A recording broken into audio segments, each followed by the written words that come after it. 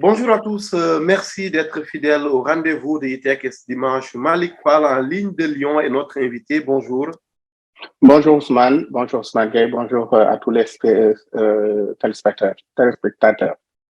Auditeur, consultant et formateur en cybersécurité, fondateur et directeur général du cabinet Polaris spécialisé dans le domaine, ancien pensionnaire de l'Université Cheikh Anta Diop de Dakar, d'où vous êtes parti pour la France. Après une année en maths physique, vous débarquez ensuite à Grenoble où vous obtenez un master en cryptologie, sécurité et codage de l'information. Plus de 18 ans d'expérience aujourd'hui avec plusieurs postes occupés au fil du temps, ingénieur système et réseau, oui, sécurité réseau, expert sécurité, IT manager, auditeur interne, on l'a dit, consultant principal dans plusieurs domaines, la conception de solutions de sécurité open source, la gouvernance, le management des risques, l'expertise technique, l'exploitation et l'administration d'équipements de sécurité. Né d'une mère marchande et d'un père tirailleur sénégalais, rescapé de la Seconde Guerre mondiale et du massacre de Tiaroy, une enfance passée au quartier Cheikh Awa Balla, en plein cœur de la cité de Seydi Hadj Malick Sy, votre homonyme, vous, l'enfant de Tivaouane, où vous décrochez d'ailleurs votre baccalauréat. Mais c'est à Dakar où vous ferez la rencontre de l'ordinateur qui ne vous lâche jamais décidément. Une double actualité nous a amené à solliciter votre regard cette semaine sur e-radio. La cyberattaque contre la RTP et la journée mondiale du chiffrement, on dira cryptage pour mieux parler à nos auditeurs, notamment l'écosystème tech. 102 gigas de données de cadre Malik du régulateur sénégalais des télécoms hackés sans qu'aucune réponse n'ait été apportée à ce jour par la RTP. D'un point de vue réaction, comment, première question, l'autorité en question devrait-elle s'y prendre? Oui, merci beaucoup Ousmane pour cette opportunité pour pouvoir m'exprimer effectivement par rapport à cette actualité qui ne concerne pas que notre régulateur, donc ARTP. Donc, on en a eu d'autres, hein, un peu plus un peu plus anciens. Donc, il y a un ou 2 mois. Donc, on a eu la SACNA aussi. Donc, je parle juste des cas qui sont rendus vraiment publics, mais on en a d'autres qui n'ont pas été divulgués donc dans la presse, qui ont été gérés donc en tout cas en termes de communication de façon un peu plus confidentielle. Mais voilà, donc c'est une actualité qui est extrêmement tendue en termes donc effectivement d'attaques de type ransomware que l'on a eu donc effectivement avec la RTP. Comment s'y prendre? Je ne vais pas parler donc du cas spécifique de la RTP pour des raisons purement déontologiques parce que je ne suis pas allé donc intervenir directement sur le système de la RTP pour avoir les tenants et les aboutissants de comment donc l'attaque s'est déroulée. J'ai vu dans la presse effectivement et dans les sites spécialisés donc des descriptions donc de comment ça s'est passé, mais je ne me permettrai pas donc de m'exprimer donc de cette donc sur ces aspects-là sans avoir les preuves véritablement. En tant qu'auditeur, je ne me permets pas donc de parler sans preuve.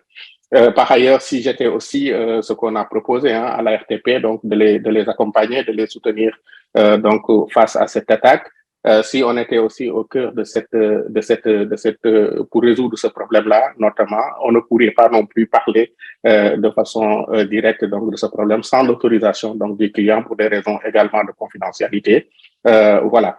Mais donc je vais parler de façon un peu plus globale donc sur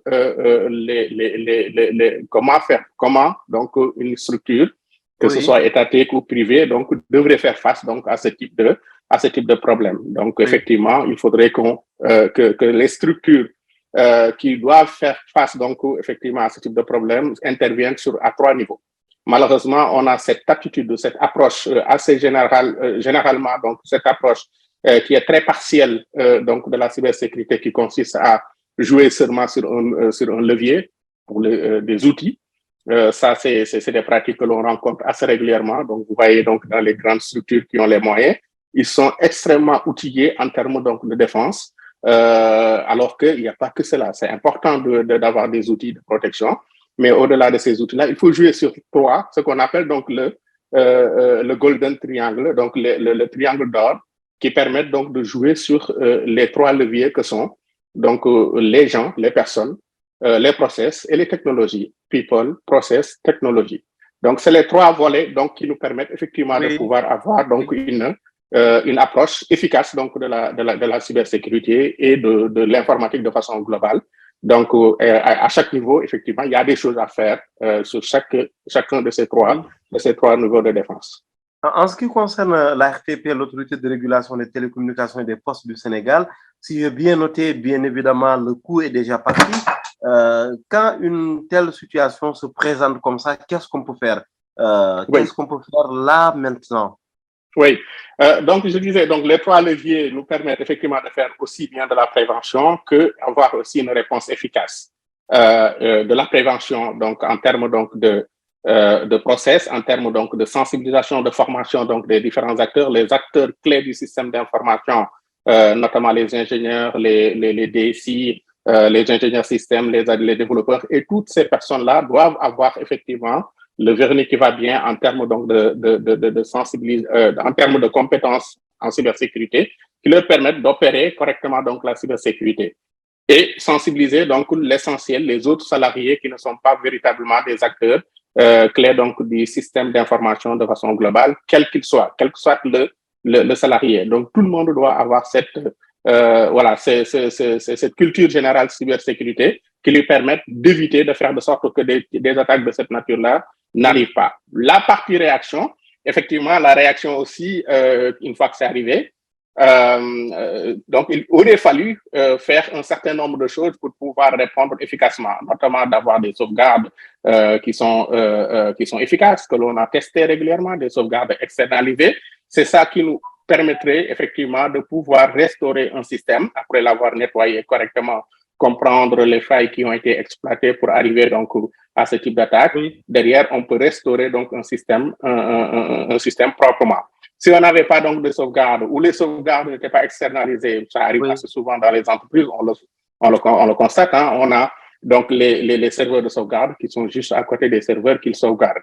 Et par conséquent, donc le malware, le cryptolocker qui arrive donc sur le système d'information qui permet d'attaquer donc une machine peut se propager très facilement dans les sauvegardes.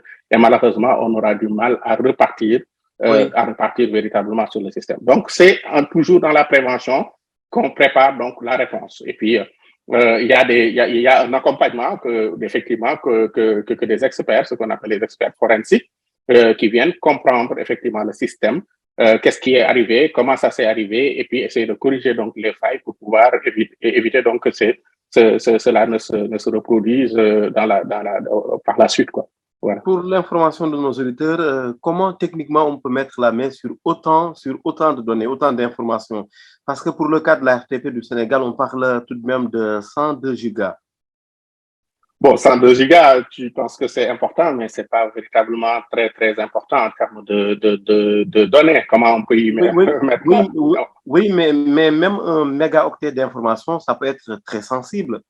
Oui, absolument. Oui. Donc, je dis en termes de quantité, c'est pas énorme, mais c'est 102 gigas d'informations sensibles, c'est explosif pour une entreprise. Hein. Ça, c'est extrêmement gravissime, quoi. Ça, c'est clair. Mais comment on peut faire pour l'attaquant y arrive? Comment il fait techniquement pour mettre la main tout de même sur autant d'informations? À quel niveau peuvent se situer les failles? Je ne parle pas de la RTP parce que vous l'avez dit, vous n'avez pas enquêté là-dessus, mais globalement, les failles dans nos pays en Afrique, ça se situe à quel niveau?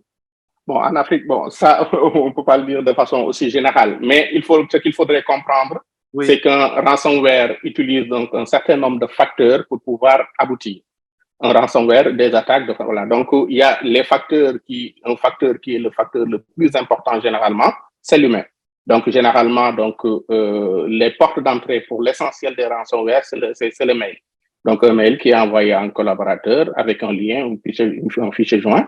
Donc, derrière, qui contient donc ce qu'il faut pour pouvoir se dérouler dans le système. Une fois que on est à l'intérieur, au cœur du système, effectivement, et que quelqu'un, un collaborateur, comment dirais-je, actionne ce qu'il faut pour que le système puisse, le malware puisse se propager donc dans le système, c'est le malware qui permettra effectivement de pouvoir récupérer les données, de pouvoir potentiellement les chiffrer et demander une rançon par ailleurs.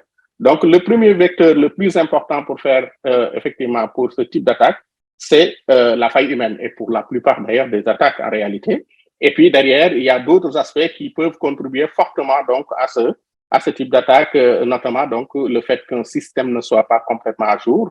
Ça arrive assez régulièrement, le côté patch management, donc les process, encore une fois, people, process, technologie. Donc, des process qui ne sont pas correctement maîtrisés donc, en termes de patch management, par exemple, qui permet d'ouvrir des failles donc, sur le système et que ces failles-là puissent être exploitées pour arriver donc, sur le système et pouvoir donc, faire ce qu'on a à faire. Et quelles sont les bonnes pratiques d'ailleurs en matière de cybersécurité, Malik? Ah, les bonnes pratiques de façon globale. Bon, pour faire face... Globalement, c'est quoi les 10 points dont on parle très souvent dans l'écosystème, les 10 points, ou en tout cas quelques bonnes mesures qu'il faut prendre quand on veut se mettre à l'abri, hein, quoi qu'on n'arrive pas à se mettre à l'abri totalement, définitivement. Oui, bon, le risque zéro n'existe pas. Hein, donc, encore une fois, donc, le risque zéro n'existe pas. Donc, toujours, pour faciliter la compréhension de tous, il faudrait effectivement qu'on mette en place un certain nombre de choses qui répondent à ces triptyques-là, donc, que sont donc les personnes. Qu'est-ce qu'il faudrait faire en termes de mesures de sécurité vis-à-vis de ces personnes-là pour se protéger? Sur la partie process, qu'est-ce qu'il faudrait faire donc en termes de process, sur tous les process qui doivent exister dans le système. Là, je vais pouvoir peut-être énumérer par rapport à cette problématique-là donc des ransomware, donc quelques propositions. Donc en termes donc de connaissances, il faut qu'on sache effectivement qui nous sommes, où est-ce qu'on nous en sommes avec donc les pratiques de sécurité. Donc, savoir diagnostiquer, avoir une jauge qui nous permet de dire on en est là par rapport à nos pratiques de sécurité comparées aux bonnes pratiques. Donc, ça, c'est un aspect sur lequel savoir faire un diagnostic de son système d'information en termes de vulnérabilité, en termes de process, en termes donc d'humain, pour savoir où est-ce qu'on en est donc en termes de pratiques. Et derrière, souvent, après un diagnostic, on a un schéma directeur. Ça, c'est un point. Deuxième point, donc s'assurer donc de la probité donc des personnes que l'on recrute dans nos entreprises. Habituellement, effectivement, on pense toujours que l'enfer c'est les autres, mais ce qu'on constate véritablement, c'est que plus de 60% des attaques proviennent véritablement donc de l'intérieur donc des sociétés et avec des personnes initiées. Ça veut dire que ceux qui sont à l'intérieur, qui ont des accès et qui peuvent dérouler donc ces attaques-là, soit de façon intentionnelle, soit de façon pas du tout intentionnelle, parce que ça peut consister effectivement en laxisme qu'un administrateur a donc dans la gestion, par exemple, de ses crédentiels, de ses mots de passe, etc., qui peut être fuité et puis derrière être utilisé par d'autres personnes. Mais en tout cas, ce qu'il faudrait constater, plus de 60% donc des attaques proviennent plutôt de l'intérieur donc des entreprises. Sur la partie, par exemple, les infractions liées donc au piratage informatique, c'est encore beaucoup plus important. On est jusqu'à 81% donc de ces attaques-là qui proviennent de personnes initiées. Donc, les fraudes, des choses de ce genre, qui sont essentiellement donc dues à de la malveillance interne. Donc, 41% seulement des entreprises, malheureusement, donc, ont des dispositifs donc, de sécurité qui permettent de se prémunir de ce type d'attaque. L'essentiel des attaques viennent ou sont en complicité donc, avec des personnes qui sont à l'intérieur, mais peu d'entreprises ont la conscience, effectivement, donc de prendre des mesures nécessaires pour se protéger contre ce qui. On pense toujours que l'enfer, c'est les autres, mais parfois, le verre peut être dans la pomme. Donc, il faudrait qu'on prenne en compte véritablement donc, cet aspect risque interne. Donc, en deuxième point, donc s'assurer de la probité des personnes que l'on recrute dans nos entreprises en faisant donc un background check, notamment donc quand s'ils doivent intervenir dans des domaines qui sont sensibles, donc demander un casier judiciaire vierge, faire une enquête donc de moralité si nécessaire, etc., avant de leur laisser donc ces accès-là. Et quand une personne arrive, on lui ouvre pas toutes les portes du premier jour. On peut lui donner donc de façon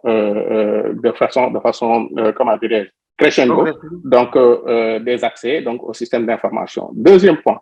Troisième point, donc former et sensibiliser donc les salariés, je l'ai dit tout à l'heure, former les acteurs clés, sensibiliser tout le monde. Donc ça c'est essentiel pour une entreprise, c'est essentiel pour une administration, c'est essentiel pour un État. Tout le monde doit avoir donc une culture générale sécurité sur le minimum donc à connaître, à savoir donc en termes de cybersécurité pour pouvoir pour pouvoir faire les choses convenablement. Mettre en place donc de process. Donc là, les 3 premiers points, donc people, donc ce qui s'adresse donc aux hommes. Maintenant, on arrive au process. Donc, si effectivement c'est pour se prémunir des attaques de type ransomware, c'est des process de patch management et des process de détection et les process donc les process donc de supervision donc de la sécurité. Il faut qu'on soit à jour en termes de patch de sécurité. Hein, donc, il ne faudrait pas qu'on soit en retard donc dans nos patchs de sécurité qui ouvriraient des failles que donc comment dirais-je, des hackers pourraient utiliser donc pour pouvoir attaquer notre système, que ce soit du ransomware ou autre. Donc ça, c'est essentiel, c'est important qu'on le fasse. Il faudrait aussi qu'on puisse détecter, parce que quels que soient les moyens de défense que l'on a en face, il y a toujours donc de nouvelles attaques que l'on ne connaît pas, qu'on ne maîtrise pas, notamment des attaques de type zero day et autres, qu'on ne peut pas avoir de mesures vraiment efficaces donc en termes donc pour se prémunir donc de ce type d'attaque parce qu'on ne les connaît pas, on ne se protège pas de ce qu'on ne connaît pas, mais il faudrait qu'on puisse détecter toute malveillance qui arrive, toute malware qui arrive donc sur notre système d'information en ayant les outils adaptés donc qui permettent de faire de la détection. Et puis une fois qu'on a détecté, il faut savoir superviser parce que généralement on a les outils, mais on n'a pas une supervision de ces outils. Ces outils crachent des logs, ces outils crachent donc des événements, disent qu'il y a des choses qui se passent de grave, mais personne ne regarde parce que tout simplement, on ne peut pas superviser et c'est souvent assez verbeux. Tout cela, donc le process donc de supervision aussi est également nécessaire donc d'avoir cela donc et de le mettre en place de sorte à pouvoir réagir donc en temps et en heure. Mettre en place aussi le process, mettre en place donc les 3 lignes de défense, donc les 3 lignes de maîtrise donc de notre système. Généralement, donc c'est des choses que l'on néglige beaucoup, les lignes de contrôle qui permettent de maîtriser la sécurité, de maîtriser donc tout système qui fonctionne correctement. Ce qu'on appelle donc les 3 lignes de défense, donc qui s'appuient sur le COSO. Je ne vais pas entrer dans les détails donc du COSO. Donc les contrôles qui sont réalisés donc par les managers opérationnels, les contrôles qui sont réalisés donc par ceux qui font la supervision donc des risques et de la conformité, donc le contrôle interne, typiquement dans certaines entreprises, et ce qu'on appelle l'audit interne, le troisième facteur donc de détection. Donc c'est important donc de pouvoir contrôler ce qui se passe sur le système, des contrôles qui sont faits par les opérationnels eux-mêmes ou le management direct, des contrôles qui sont faits par d'autres personnes un peu plus indépendantes qui ont un regard à froid, et puis un contrôle qui est fait vraiment avec une ligne de défense complètement indépendante. L'audit interne, malheureusement, ce qu'on néglige assez régulièrement dans beaucoup d'entreprises, on ne retrouve pas ces fonctions, et puis ni en interne, ni externalisé.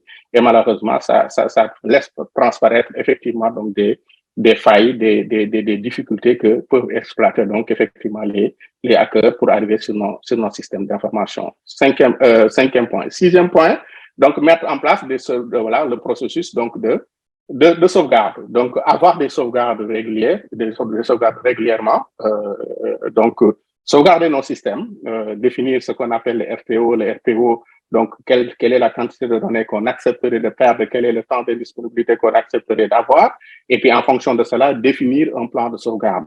Et avoir ces sauvegardes-là, les tester de façon régulière, faire des tests de restauration de façon régulière pour nous assurer effectivement que ce qu'on a sauvegardé est encore sain et qu'on peut le réutiliser donc quand on en a besoin.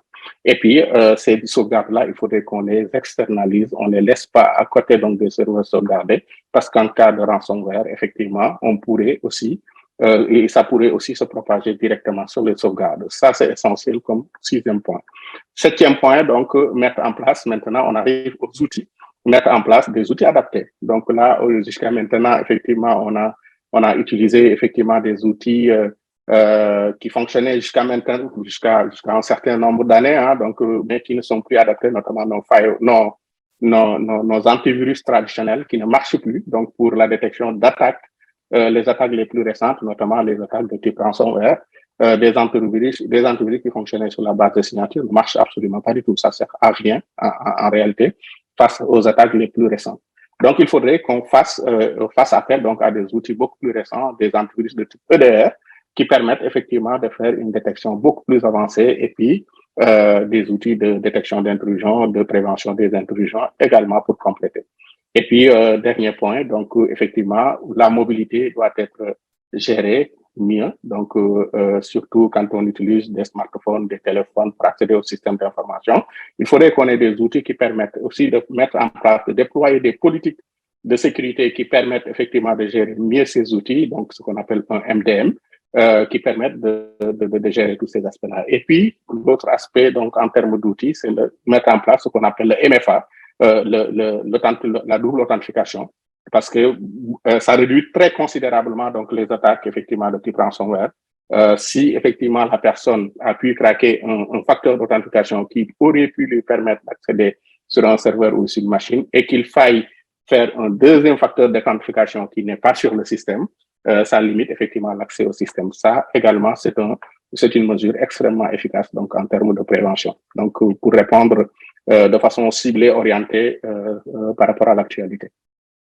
L'expert en cybersécurité Malick Fall est notre invité en ligne de Lyon ce dimanche sur iRadio. Dans quelques minutes, les dernières infos de ce 23 octobre 2022 en Wolof. À tout de suite, nous nous retrouvons juste derrière pour la seconde partie.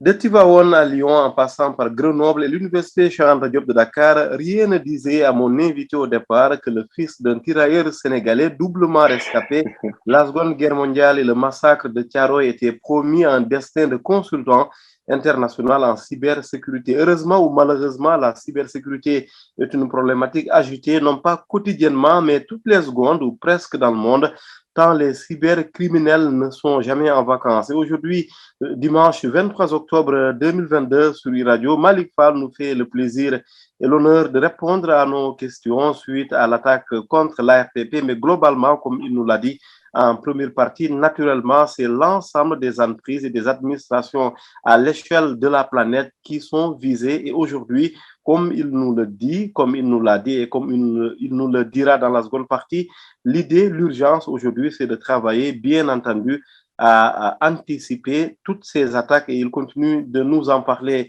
pour cette seconde partie qui va durer comme la première 13 minutes, Malick, autant donc avancer très rapidement parce que déjà il nous reste peu de temps.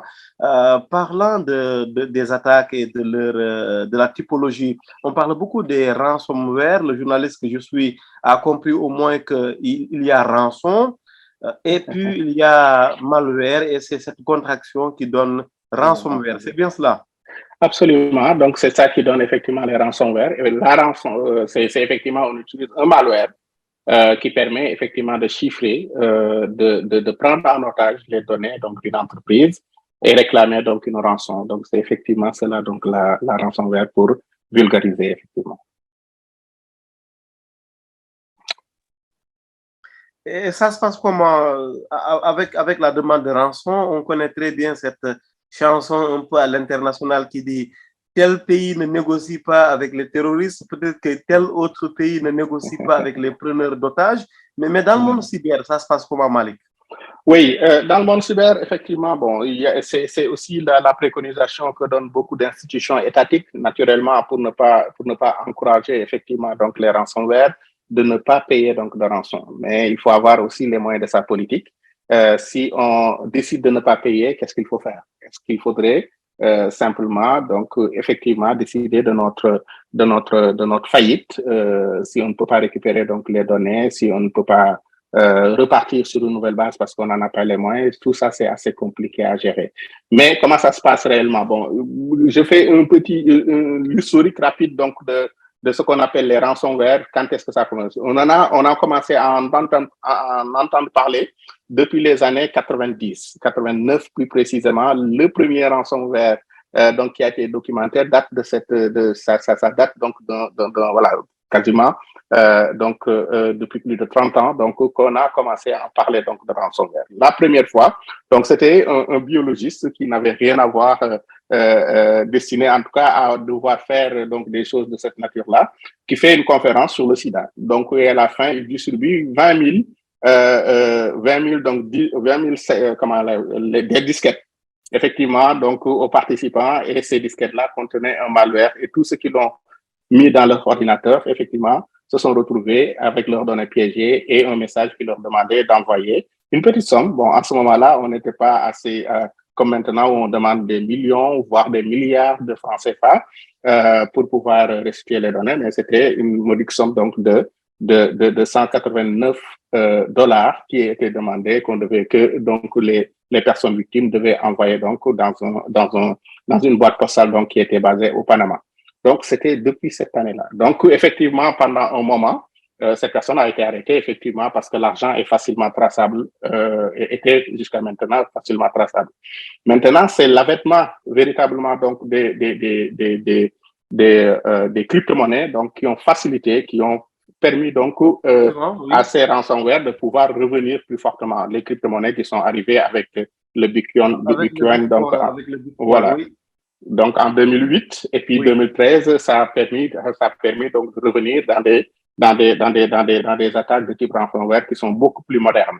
Et puis 2017, donc c'est là où on a commencé à avoir des ransomware qui ont une portée mondiale avec le WannaCry que tout le monde en a entendu parler effectivement, qui a fait énormément de dégâts dans les hôpitaux, donc par exemple en Angleterre, qui a paralysé pendant un certain temps, donc qui a fait aussi beaucoup de dégâts en France, notamment donc chez Renault, qui a arrêté un certain nombre de ses usines parce que ce malware-là était présent, etc. Donc c'est les premiers, WannaCry et Petya, donc qui ont eu cette ampleur mondiale avec cette médiatisation donc de ces attaques véritablement.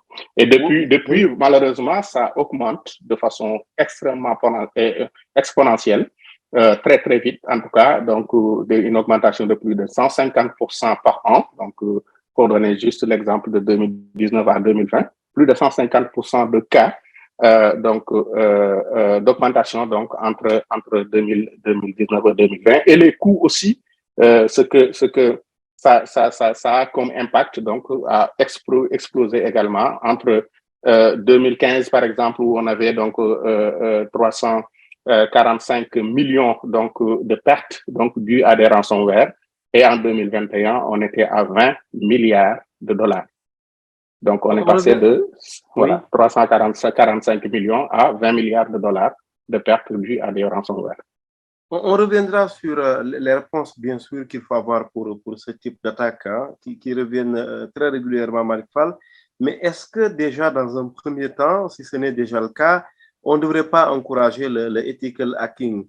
Et il y a beaucoup de Sénégalais qui travaillent là-dessus. J'ai eu la chance dernièrement de recevoir le Sénégalais Ahmad Kama, qu'on ne vous présente plus, et qui avait remporté le concours international, où cette année-là, en Amérique ou en Chine, je ne sais plus, il fallait hacker la Tesla 3, le dernier modèle de voiture du milliardaire américain Elon Musk. Allô? Oui, Malik, vous nous entendez? Oui, je t'entends, oui. Oui. Comment encourager le ethical hacking, justement? Oui, c'est des choses qui doivent être encouragées. Hein. Donc, le ethical hacking, effectivement, qui permet de pouvoir faire ce qu'un hacker non éthique aurait dû faire pour accéder à notre système et pouvoir déployer donc ce type de problème. Donc, on prépare le jeune, on le forme, mais aussi on essaie de faire de sorte qu'il ait une certaine moralité, de sorte à comprendre les limites de ce qu'il doit faire. Hein. Donc, et on le mandate pour venir effectivement faire le même travail qu'un hacker non éthique ferait, donc pour accéder au système, mais lui, il le fera donc pour pouvoir détecter les vulnérabilités et pouvoir donner des préconisations pour qu'on les corrige avant que quelqu'un d'autre n'arrive. Il faut l'encourager effectivement par la formation, hein, donc des jeunes, ouvrir des écoles, ouvrir des centres de formation, donc qui permet de former le maximum de jeunes dans ce domaine-là, mais pas que, parce que la partie pentesting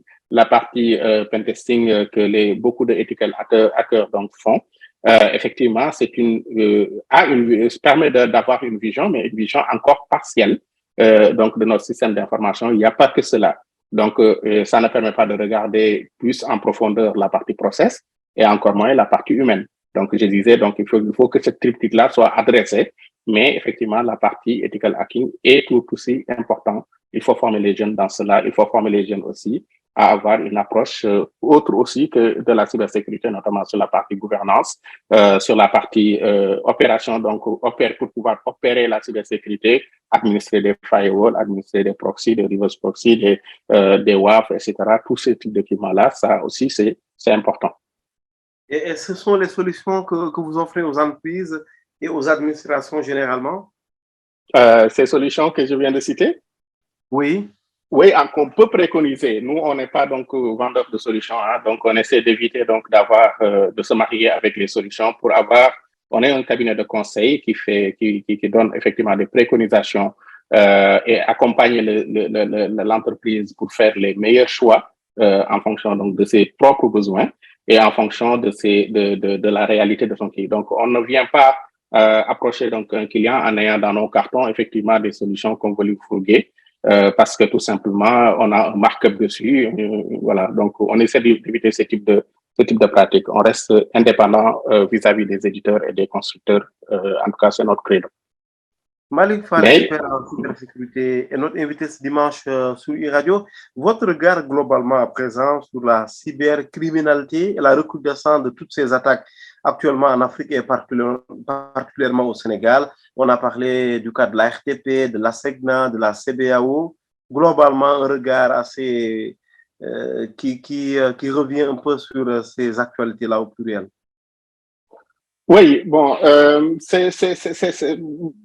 me désole en tout cas en tant qu'acteur de ce domaine qui depuis quand même un certain nombre d'années, 18 ans durant, donc accompagne un certain nombre d'entreprises. Et malheureusement, ce qu'on constate, et puis particulièrement en Afrique, hein, donc effectivement, la sécurité est toujours vue effectivement comme une poche de dépense tout simplement. Il n'y a pas donc elle n'est pas valorisée à sa juste valeur. Et on est toujours malheureusement en rade et on ne réagit que quand la catastrophe arrive. Et c'est très dommage. Alors que ce qu'on perd une fois que la catastrophe arrive est vraiment beaucoup plus important que si on devait investir et puis nous préparer à éviter que cette catastrophe-là arrive. Donc, et c'est ça que je trouve assez regrettable. Et je l'ai toujours dit et je l'ai répété assez régulièrement aussi, donc sur la partie montée en compétence des jeunes, les accompagner donc dans la formation, leur donner donc de l'expertise de sorte qu'ils puissent contribuer systématiquement donc effectivement à la protection donc de nos systèmes de façon globale, des administrations et des entreprises. Et ça, c'est un credo sur lequel on continue à se battre pour pouvoir répondre, faire face, donc aider à faire face et à faire face donc à tous ces attaques-là. Oui, et c'est quoi la collaboration avec des écoles spécialisées, de grosses institutions? D'ailleurs, au Sénégal, on a l'école de cybersécurité à vocation régionale de Dakar, logée à l'ENA et dirigée par l'ancien patron de la cybersécurité du Sénégal, le commissaire Gueye. Oui, bon, cette école, on les a approchés. Hein, donc, nous, on est complètement ouvert, effectivement, donc pour pouvoir les accompagner, les aider donc sur la partie formation, les aider effectivement sur ce volet-là. Bon, après, on les a approchés, on attend toujours. Dès qu'ils se sentiront prêts, effectivement, peut-être qu'on aura cette opportunité de collaborer. En attendant, on continue à travailler avec un certain nombre d'autres écoles. Aussi bien en France qu'en Afrique, au Sénégal. Hein. Bon, comme on dit habituellement, malheureusement, on est nul n'est prophète chez soi. Ici, où on intervient donc dans des écoles de renommée, hein, donc Télécom Paritech, Centrale Paris, ou des écoles de cette nature-là, INSA Lyon, etc. Et au Sénégal, il va falloir courir après les écoles et réellement, on ne prend pas au sérieux. Mais bon, nous, on a une autre approche maintenant. C'est sur quoi on est en train de travailler, donc avec le 3FPT qui nous a agréé donc comme partenaire, effectivement. On souhaiterait pour répondre vraiment, véritablement, de façon concrète, effectivement, à ces types de besoins, d'avoir un partenariat qui nous permettrait donc de faire des formations courtes, mais vraiment opérationnels, qui permettent à des jeunes, en 3 mois, 6 mois, qu'on leur apprenne un métier et qu'ils soient opérationnels tout de suite. Et ça, on y travaille. Voilà, donc il y a un peu de préparation administrative à faire. On a l'agrément donc sur la partie formation continue. Ils nous sollicitent assez régulièrement pour des formations pour des personnes qui viennent des entreprises et des administrations. Maintenant, on travaille aussi sur l'autre volet qui nous permettrait donc de prendre des cohortes de jeunes, un certain nombre réduit, donc de jeunes qui sortent des écoles et qui souvent, malheureusement, ce qu'on constate, et ça c'est l'inadéquation des formations parfois donc dans les écoles, qui sortent des écoles, mais qui ne savent pas faire beaucoup de choses. Ils ont un bagage théorique assez important, mais peu de pratique. Nous, on leur apprend vraiment à pratiquer en un temps record, donc 3 à 6 mois, donc de pouvoir apprendre un métier et devenir opérationnel tout de suite. Et ça, on sait le faire. Quand on a monté notre SOC, Oui. effectivement, on a pris des jeunes qui n'ont jamais touché donc à cela. Et en 3-6 mois, donc en 3-4 mois, donc ces jeunes sont devenus vraiment d'excellents analystes niveau 2. Mais en principe, un expert en cybersécurité, il ne chôme pas. Oui, normalement, théoriquement. Bon, Ce n'est pas le cas maintenant, dans la pratique.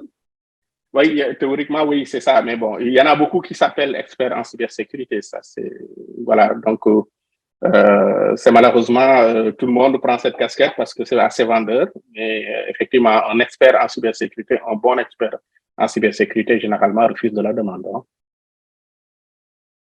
Merci beaucoup Malick Fall. Merci d'avoir été notre invité ce dimanche sur e-radio. Merci beaucoup, merci Ousmane, merci à tous les auditeurs. Donc, et à la prochaine.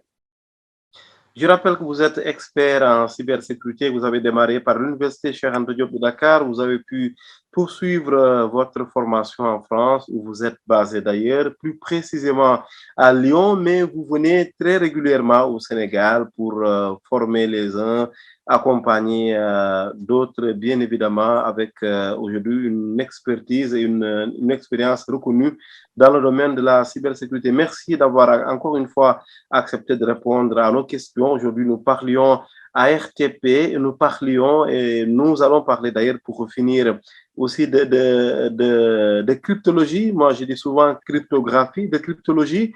On sort fraîchement de la journée dédiée à cette thématique.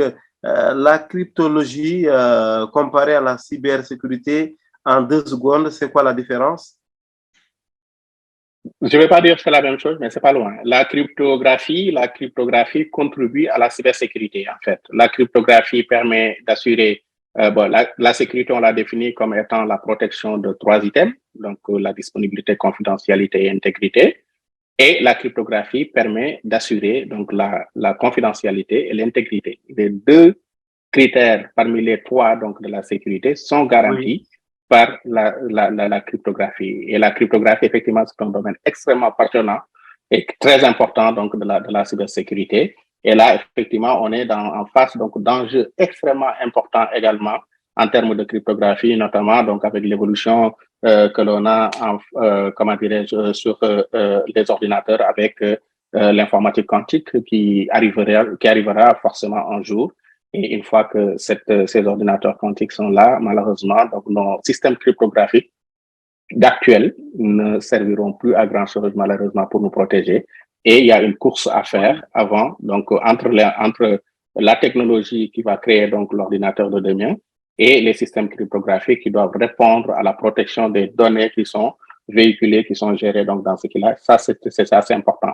Et pour l'instant, il n'y a pas encore de réponse complètement officielle et robuste et qui pourrait anticiper correctement. Donc, il y a des algorithmes qui sont encore en course pour pouvoir remplacer certains algorithmes actuels, mais c'est pas encore gagné, quoi. Malick Fall, notre invité, merci très chers amis auditeurs pour votre fidélité, une fidélité renouvelée depuis 4 ans sur e-radio à travers, bien entendu, cette émission notamment e-tech. Je rappelle que ce numéro avec le Sénégalais Malick Fall est à retrouver à l'instant en vidéo sur nos plateformes digitales. Excellent dimanche, excellente semaine.